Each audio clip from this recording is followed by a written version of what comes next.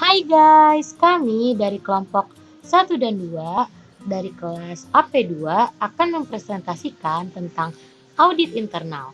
Kami terdiri dari Olive Afifa Azahra, Khoirun Nisa Indah, Munasya Karimah, dan Alnisa Apriyati Ninda.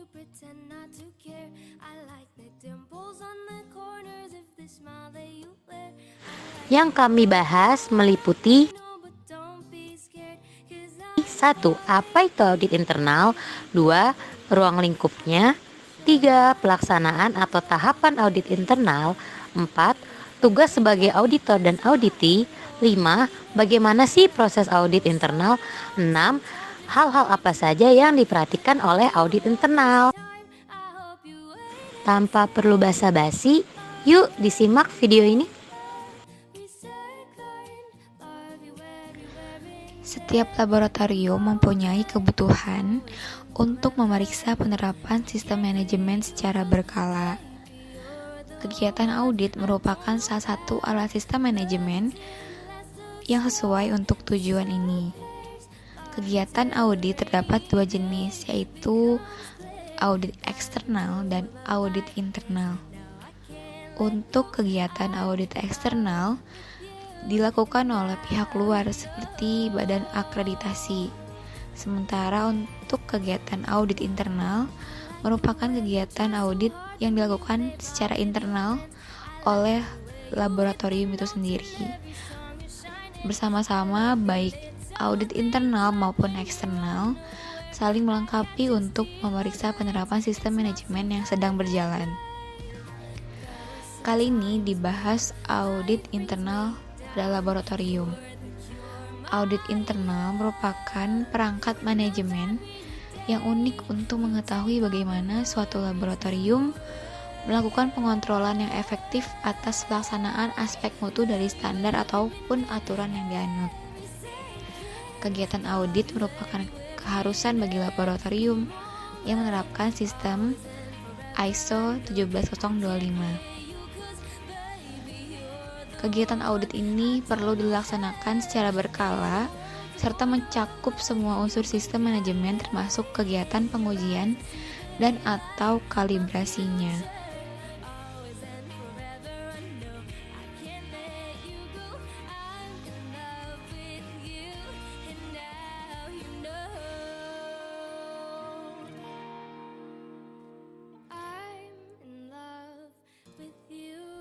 Tujuan dari dilaksanakannya kegiatan audit internal adalah yang pertama, untuk memverifikasi bahwa kegiatan laboratorium dilakukan secara kontinu sesuai dengan persyaratan sistem mutu. Kemudian memeriksa pemenuhan sistem mutu sesuai dengan persyaratan SNI atau ISO 17025 atau kesesuaiannya dengan kriteria lain yang relevan. Kemudian memeriksa kesesuaian semua kebijakan yang dinyatakan dalam panduan mutu dan dokumen-dokumen lain yang terkait terhadap implementasinya di seluruh tingkatan kerja. Yang kemudian terakhir adalah meningkatkan sistem mutu dari temuan dalam audit internal sebagai informasi untuk meningkatkan sistem mutu dan sebagai masukan pada kaji ulang manajemen.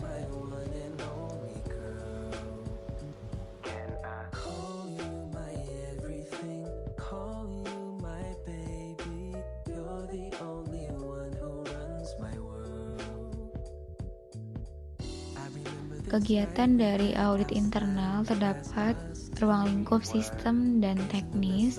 Untuk audit sistem dimulai dari penerimaan sampel, manajemen dan sistem kalibrasi, pembelian bahan dan peralatan, dan persiapan penerbitan laporan hasil uji. Kemudian untuk audit teknis terdapat unjuk kerja pengukuran, kegiatan sampling, penyiapan reagen, kalibrasi internal, pemeliharaan bahan baku, pembanding, serta pengendalian mutu laboratorium. Kemudian, untuk sasaran audit sesuai dengan filosofi dari sistem manajemen mutu, yaitu tulis apa yang dikerjakan dan kerjakan apa yang ditulis. Maka sasaran dari audit internal adalah dokumen-dokumen seperti panduan mutu, dokumen prosedur, instruksi kerja, dokumen penunjang, serta pelaksanaannya untuk memberikan jawaban audit atau bukti. Selain itu, kesesuaian pelaksanaan dengan prosedur tertulisnya.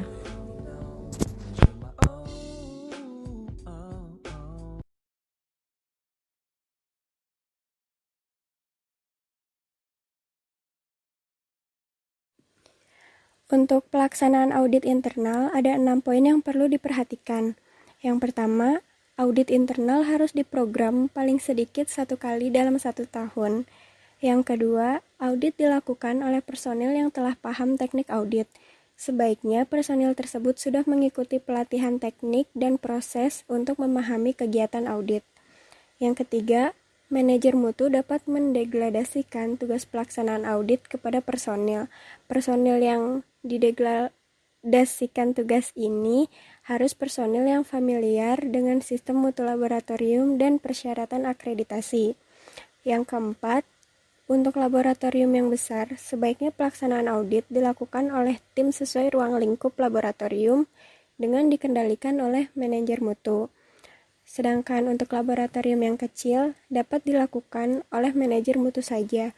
Meskipun demikian, manajemen harus menjamin bahwa fungsi mutu dilakukan dengan baik.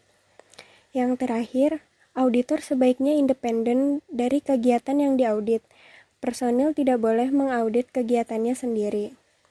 Untuk teknik auditnya, yang pertama, ajukan pertanyaan-pertanyaan dari checklist. Lalu, perhatikan dan deteksi adanya. Untuk teknik auditnya, yang pertama, ajukan pertanyaan-pertanyaan dari checklist. Lalu, perhatikan dan deteksi adanya bukti-bukti objektif. Bukti-bukti tersebut dicatat dalam checklist keterangan tentang bukti-bukti objektif yang ditemukan. Lalu ada tahapan audit. Tahapan audit ini ada 5 tahap. Yang pertama perencanaan, kedua persiapan, pelaksanaan, pelaporan, yang terakhir tindak lanjut. Dalam tahap perencanaan ini mencangkup merencanakan program audit tahunan, menetapkan tujuan, dan penunjukan tim auditor. Ini dilakukan oleh manajemen. Sedangkan pada persiapan itu mencangkup tinjauan dokumen, pembuatan checklist, konfirmasi waktu, dan adanya pertemuan tim auditor. Hal ini dilakukan oleh tim auditor. Untuk pelaksanaan juga tim auditor, yaitu mencangkup pertemuan pembukaan, pelaksanaan audit, dan mencari bukti objektif. Pelaporan juga oleh tim auditor untuk melaporkan hasil audit, konfirmasi dan tindak lanjut, lalu diadakan pertemuan penutup. Untuk kegiatan tindak lanjut yang terakhir dilakukan oleh manajemen, di mana akan ada kegiatan menindaklanjuti dan menerima laporan dari ketua tim auditor.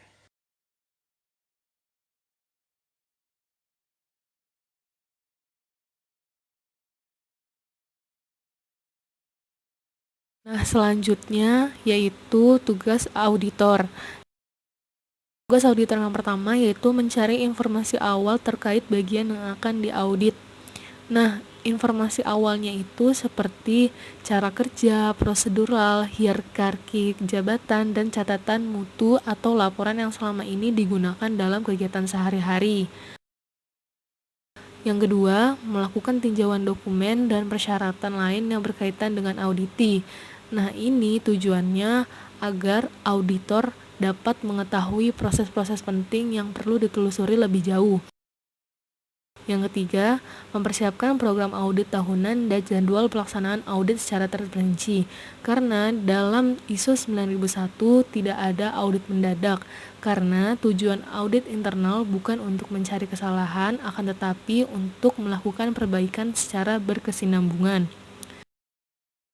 Yang keempat yaitu membuat daftar pertanyaan audit atau audit checklist. Audit checklist ini dibuat untuk mempermudah auditor mengingat hal-hal penting yang perlu ditanyakan. Selain itu, audit checklist juga dapat dijadikan pedoman oleh auditi untuk mempersiapkan diri sebelum diaudit. Yang kelima yaitu melaksanakan pemeriksaan sistem secara menyeluruh. Dalam pelaksanaan audit, audit tidak boleh hanya berpaku pada audit checklist dan standar, tetapi lebih dari itu. Auditor dapat memeriksa lingkungan kerja auditi, komitmen, dan kesungguhan mereka dalam memperbaiki sistem. Dengan mengabaikan komitmen, kegiatan audit internal hanya terlihat seperti audit administratif. Yang keenam yaitu mengumpulkan dan menganalisis bukti audit yang cukup dan relevan.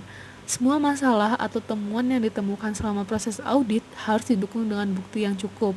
Selain itu, yang dicatat juga bukan hanya temuan atau masalah, tetapi juga mengumpulkan bukti-bukti prestasi yang sudah dicapai. Yang ketujuh, melaporkan temuan audit atau masalah-masalah yang ditemukan selama audit internal. Auditor harus menerbitkan laporan temuan audit internal untuk ditindaklanjuti oleh auditi. Auditi harus diberi waktu tenggat tertentu agar proses perbaikan tidak dibiarkan berlarut. Yang kedelapan, memantau tindak lanjut hasil audit internal sampai dinyatakan selesai. Untuk memastikan seluruh temuan telah diperbaiki, maka audit internal harus memeriksa tindakan yang sudah dilakukan setelah melewati tenggat waktu perbaikan yang diberikan. Selanjutnya ada tugas auditi. Tugas auditi antara lain menginformasikan aktivitas audit yang akan dilaksanakan kepada staf yang terkait. Yang kedua, turut aktif dalam proses audit atau membantu auditor. Yang ketiga, menyediakan semua informasi yang diperlukan kecuali informasi yang bersifat rahasia. Yang keempat, merencanakan dan melakukan tindakan perbaikan berdasarkan hasil audit dan memverifikasi hasil tindakan perbaikan yang telah dilakukan. Proses audit, yaitu proses audit melalui beberapa tahap. Yang pertama, perencanaan program. Perencanaan program ini melalui tahap juga, yaitu melengkapi checklist, menyiapkan checklist, lalu penggunaan checklist. Kemudian ada penetapan program. Penetapan program melalui beberapa tahap, yaitu seleksi tim, mempersiapkan perlengkapan, pembagian tugas terhadap tim, kemudian konfirmasi asesmen. Lalu ada pelaksanaan program. Pelaksanaan program melalui beberapa tahap juga, yaitu pembukaan atau opening meeting, lalu melakukan audit internal, penutupan, lalu pelaporan apa yang ditemukan oleh audit internal, dan penyampaian. Dan yang terakhir adalah tindak lanjut dari penyampaian, yaitu perencanaan tindakan perbaikan jika ditemukan kesalahan. Setelah itu, pelaksanaan tindakan perbaikan yang bagaimana, kemudian tinjauan manajemen.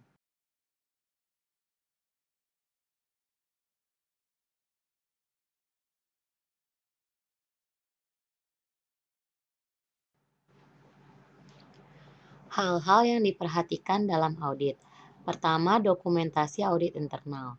Nah, hal-hal yang diperhatikan dalam dokumentasi audit internal ini antara lain adanya SNI sebagai acuan, lalu panduan mutu laboratorium dan dokumen-dokumen lain, kemudian checklist yang digunakan saat mengevaluasi dalam audit, kayak seperti misalnya from ketidaksesuaian, lalu from tindakan perbaikan. Yang kedua, adanya personil.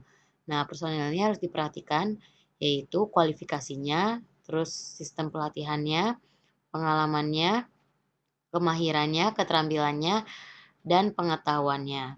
Kemudian ada metode. Metode yang diperhatikan yaitu ketersediaan metode yang terdokumentasi secara mutakhir, kebenaran interpretasi dan aplikasi, kemudian validasinya. Lalu ada peralatan.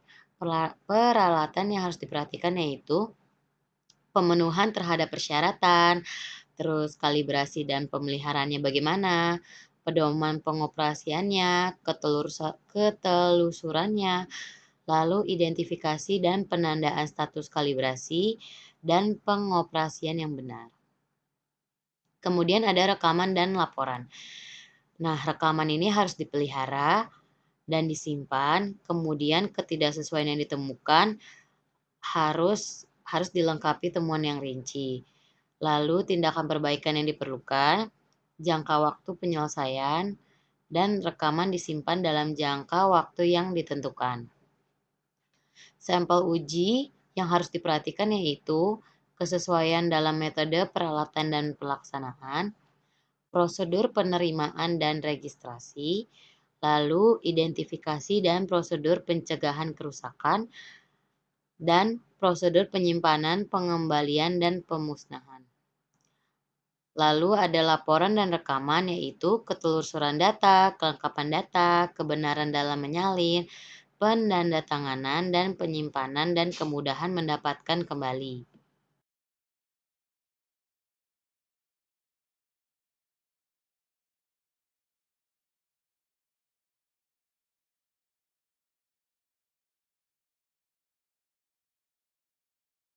There's no need to be perfect to inspire others.